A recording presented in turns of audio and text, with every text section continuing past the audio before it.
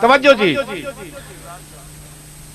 ایک میرے عزیز جناب حاجی محمد توفیق صاحب، حاجی اصغر صاحب، فرید صاحب، انہوں دی فرمائش ہے تو میرے پرانے دوڑے بہرحال گلہ کدی نہیں پرانی ہوئی ہیں.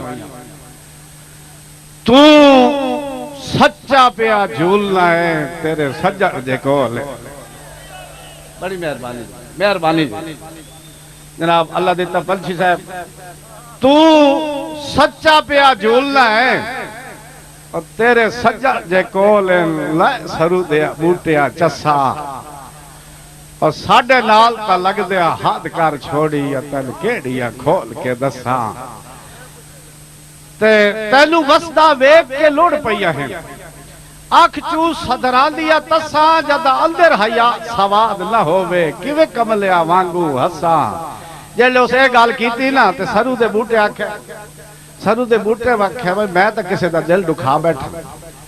اس ویلے سرو دے بوٹے لو ارمان لگا تے سرو دا بوٹا اس بندے کو معذرت کریں.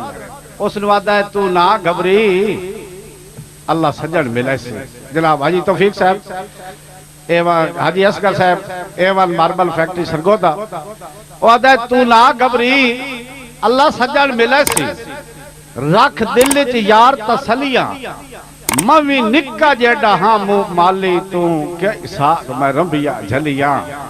تو آدھا جدہ سجن حیات گواہ ڈا وسے تے بختان دیا پھوٹ پیا کلیاں ہون دیاڑ پانچ وار ملی رہے نہیں رہی دیا اکھیاں جھلیاں.